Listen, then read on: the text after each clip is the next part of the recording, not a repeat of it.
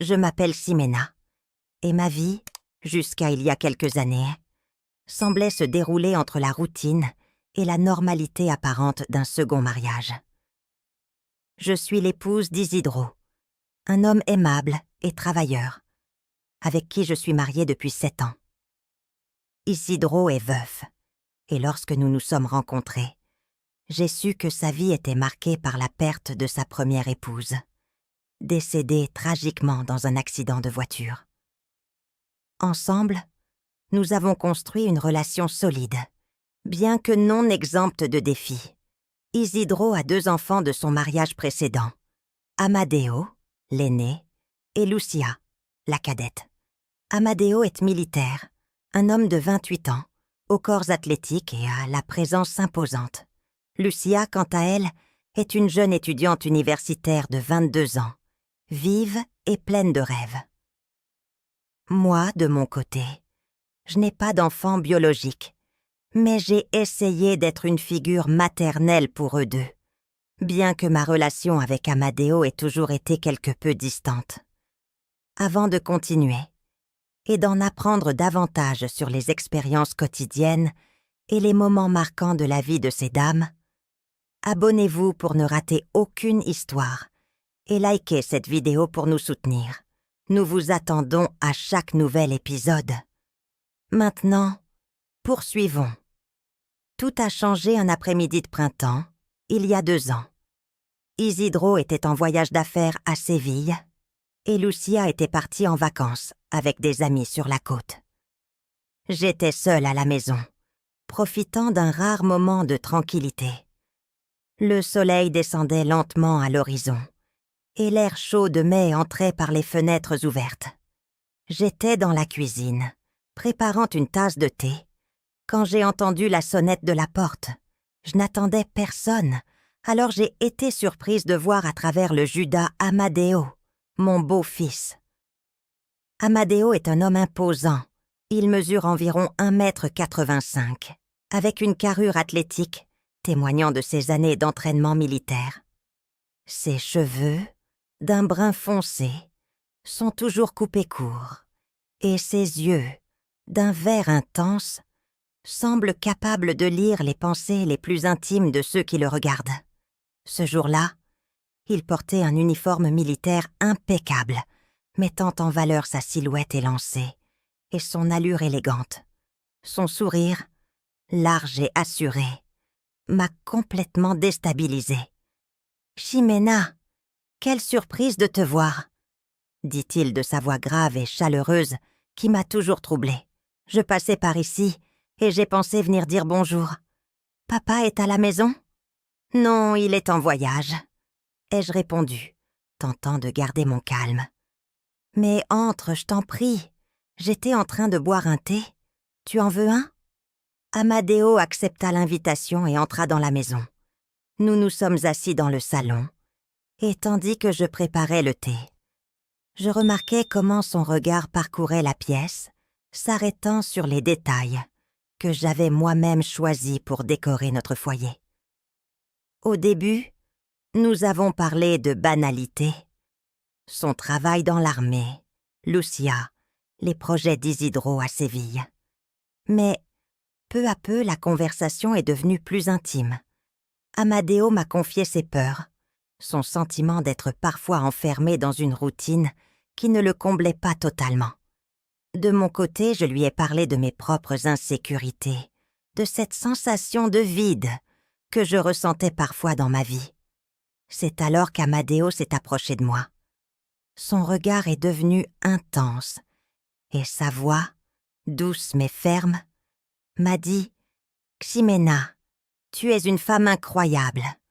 Je ne sais pas comment papa peut te laisser seule aussi longtemps. » Ces paroles m'ont surprise, mais elles ne m'ont pas offensée. Au contraire, j'ai ressenti une étrange émotion que je n'avais pas éprouvée depuis des années. Sans réfléchir, je me suis laissée porter par l'instant. Cet après-midi-là, Amadeo et moi avons vécu une passion que je n'avais jamais connue auparavant. Ce fut une expérience vertigineuse, emplie de désir et d'abandon, que je n'oublierai jamais. Le lendemain matin, nous avons tous deux convenu que ce qui s'était passé resterait un secret et que cela ne se reproduirait jamais. Mais, comme c'est souvent le cas, les promesses sont faites pour être brisées. Amadeo a commencé à me rendre visite plus fréquemment, toujours avec des prétextes parfaitement élaborés. Il apportait quelque chose pour Isidro, voulait me demander conseil sur un cadeau pour sa sœur, avait besoin d'un avis pour redécorer son appartement. Et à chacune de ces visites, nos interactions devenaient plus intenses. Nous nous croisions dans la cuisine, dans le jardin, dans le bureau, échangeant des regards et des sourires complices. Parfois, il m'envoyait des messages avec des phrases que nous seuls pouvions comprendre. Et plus d'une fois, nous nous sommes retrouvés en secret dans des endroits discrets, ravivant la passion de ce premier après-midi. Cependant, tout n'a pas été facile. Ma voisine et amie, Rosario, a commencé à remarquer des changements dans mon comportement. Rosario est une femme astucieuse et perspicace, et, bien qu'elle n'ait jamais rien mentionné directement, ses regards remplis de suspicion me mettaient mal à l'aise.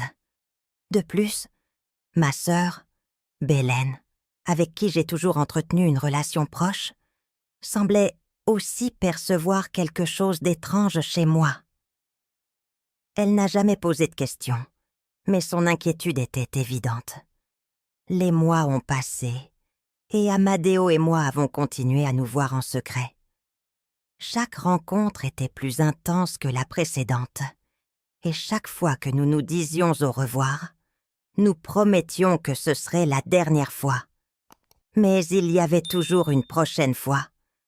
Notre relation est devenue une addiction, une partie de moi que je ne voulais pas laisser partir. Je savais que ce que nous faisions était mal, que tout pouvait un jour éclater au grand jour et détruire tout ce que j'avais construit avec Isidro. Mais pour l'instant, je ne pouvais pas arrêter de vivre cette double vie. Aujourd'hui, 2 ans après ce premier après-midi, ma vie est un tourbillon d'émotions. Je suis toujours l'épouse d'Isidro, la belle-mère d'Amadeo et de Lucia, et la femme que tout le monde connaît. Isidro est toujours cet homme aimable et travailleur, parfois distant, qui me fait pleinement confiance. Lucia, ma belle-fille, est toujours cette jeune femme pleine de rêves et d'énergie, qui me voit comme une figure maternelle et me confie ses secrets les plus intimes. Mais je suis aussi l'amante d'Amadeo, un homme qui m'a fait me sentir vivante, d'une manière que je n'aurais jamais cru possible. Amadeo, avec son corps athlétique, son regard intense et sa voix grave, a réveillé en moi une passion que je croyais perdue. Chaque rencontre avec lui est un mélange d'adrénaline et de culpabilité, de désir et de peur. Je sais que ce que je fais est mal, que tout pourrait un jour être découvert et réduire en miettes tout ce que j'ai construit avec Isidro. J'imagine la douleur que cela causerait à Isidro, à Lucia, et même à Amadeo s'il découvrait la vérité. Mais, pour l'instant, je ne peux pas arrêter de vivre cette double vie. Parce que, bien que ce soit vertigineux et dangereux, c'est ce qui me maintient debout. Et ainsi, entre secret et passion, mon histoire continue. Une histoire que je n'aurais jamais pensé vivre, mais qui fait désormais partie de moi. Chaque fois qu'Amadeo m'envoie un message ou me regarde avec cette intensité qui me fait frissonner, j'ai l'impression de vivre dans un film où la frontière entre le bien et le mal s'efface. Parfois, lorsque je suis seule à la maison, je me demande comment j'en suis arrivée là.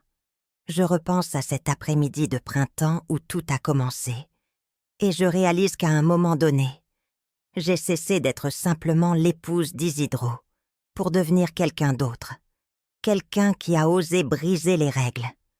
Une histoire qui, bien que remplie de risques, m'a appris que même dans la monotonie la plus absolue, il y a toujours de la place pour l'inattendu. Et malgré tout, je ne peux nier que cette partie de moi qui a osé vivre quelque chose d'interdit est aussi celle qui m'a fait me sentir plus vivante que jamais. Merci de nous avoir accompagnés dans ce voyage d'émotions. Rappelez-vous que votre soutien signifie beaucoup pour nous.